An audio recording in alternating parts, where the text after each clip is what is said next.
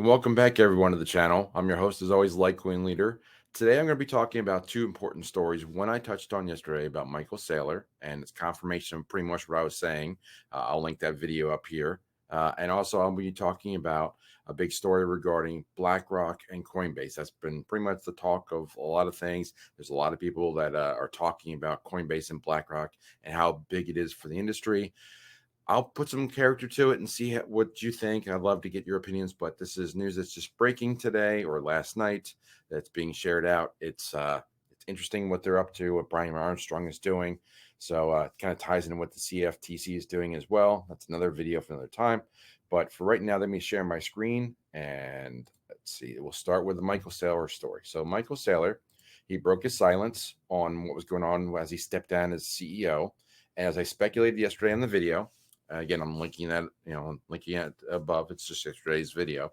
As Saylor explained in an interview with Yahoo Finance Live yesterday, the job of CEO is primarily to run a software business, MicroStrategies. According to him, Mr. Saylor, the plan to make Phong Le the CEO was hatched as the company grew to 2,200 employees and thousands of customers. Phong Le was originally the CFO. That's right up here.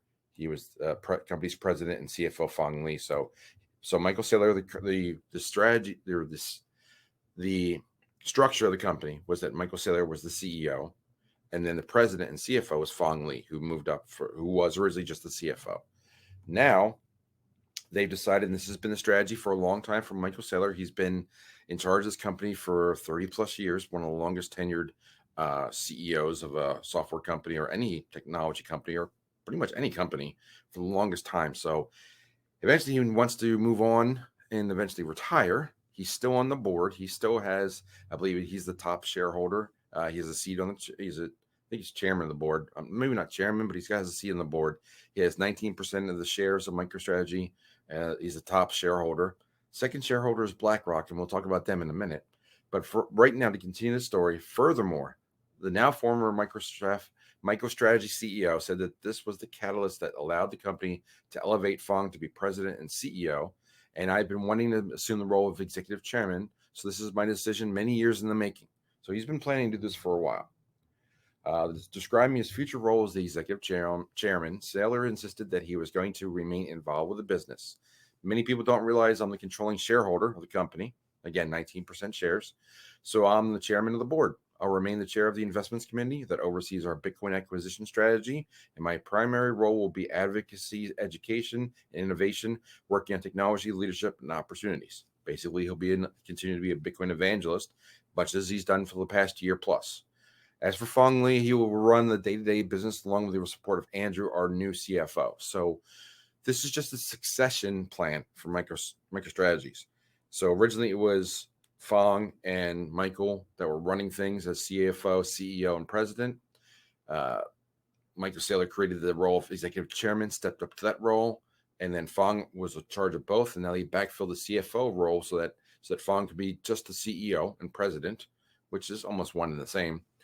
The CFO is this new guy, Andrew, and now MichaelSaylor gets to be the Bitcoin evangelist, as much as I speculated and thought it was going to be yesterday. So that's what's going on in MicroStrategies. But let's talk about the other big story, which is that BlackRock is teaming up with Coinbase in crypto market expansion. So this was tweeted out yesterday and it continued today. A lot of people have been talking about it all over YouTube.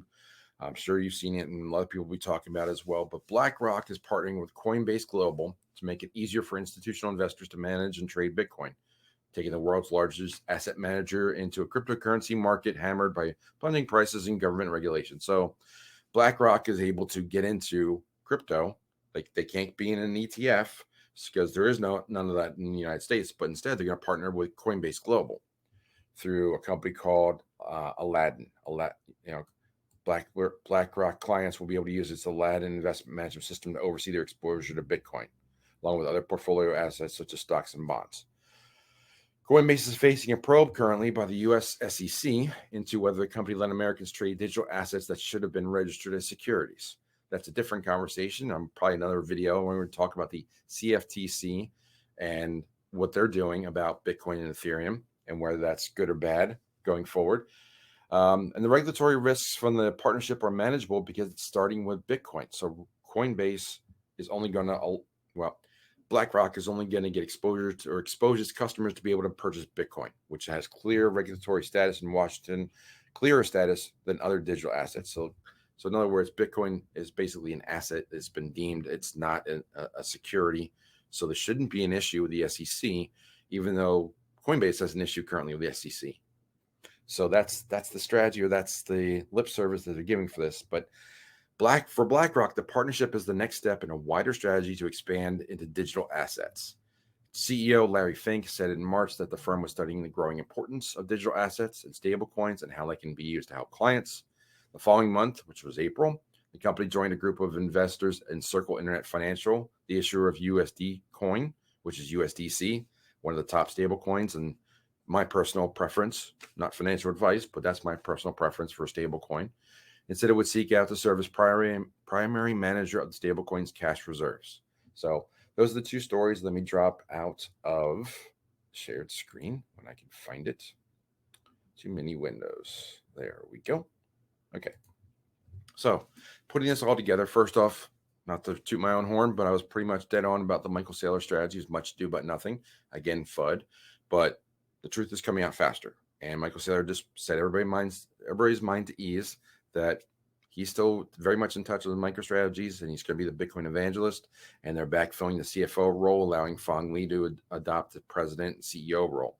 Much as I thought in the parallels to what Divi Project did with Nick Saponaro stepping up when, I don't know Jeff McCabe's title now, but he was the former CEO and Nick was the CTO. Nick moved up to the CEO role, and then Jeff McCabe moved over to the visionary executive chairman, whatever they called that role.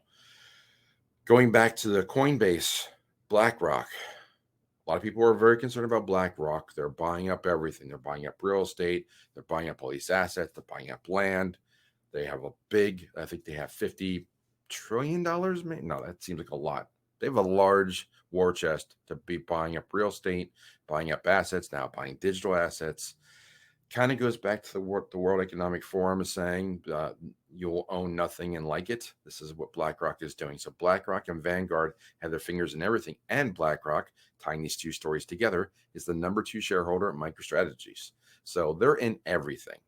Now they're in Coinbase. Now they're getting into Bitcoin. Soon to be, they'll be in other digital assets. So what does it all mean to you?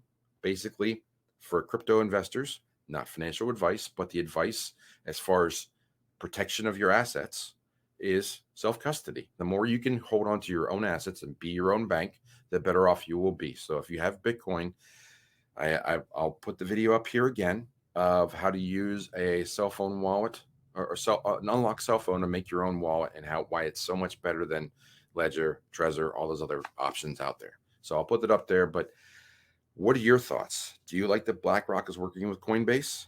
I know these are probably both those companies are almost dirty words anymore with a current financial picture across the world in the last couple of years. I'd love to get your thoughts and leave it down in the comment. So I'm going to wrap these two stories for now, move on to yet another video because there's so much to talk about. But for with all that said, I'm going to close the door on the bureau, say follow leader one more time, and I will talk to you soon. Take care.